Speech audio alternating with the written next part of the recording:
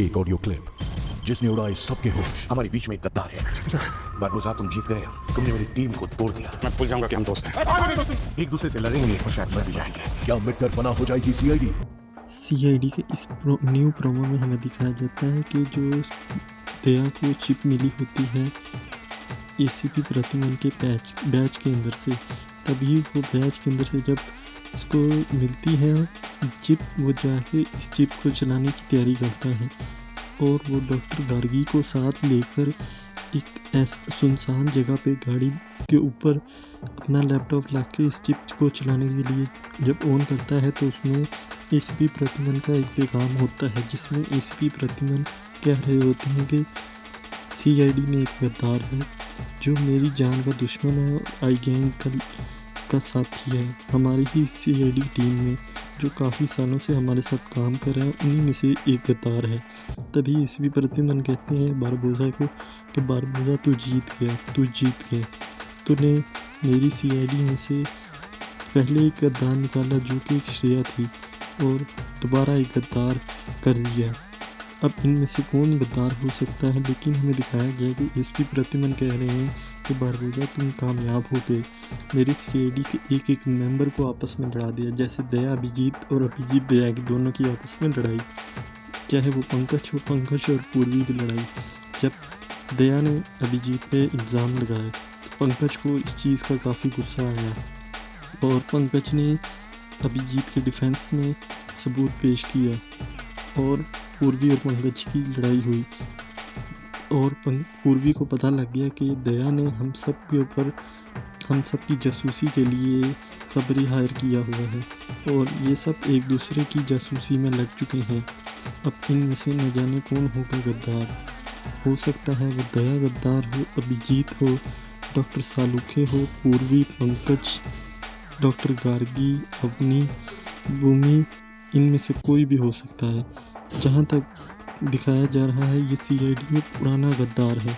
हो सकता है वो पुरानी टीम में से हो, जैसे सचिन, अभिजीत, पूर्वी, पंकज, एसीपी प्रतिमन के अलावा डॉक्टर सालुखे, क्योंकि भूमि और अवनी दोनों एक नए कैरेक्टर हैं सीआईडी में, नए ऑफिसर्स हैं।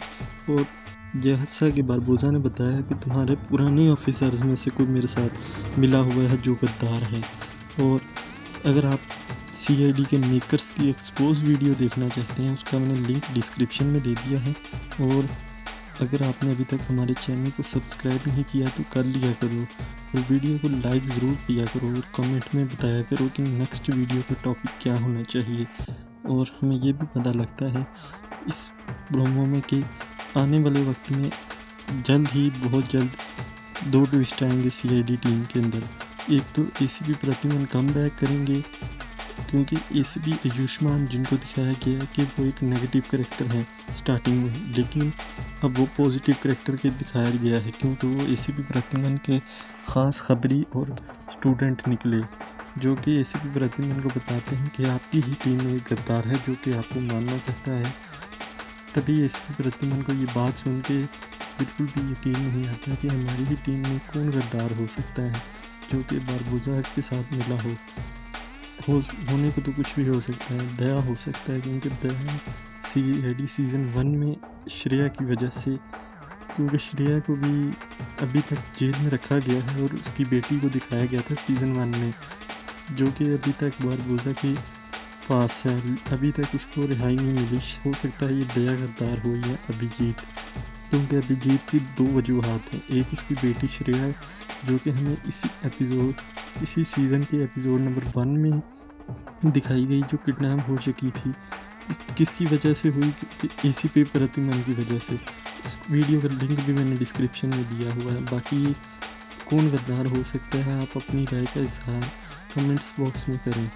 अभिजीत गद्दार है क्योंकि अभिजीत के पास तो टोनी नाम का कैरेक्टर भी है गद्दार होने के लिए।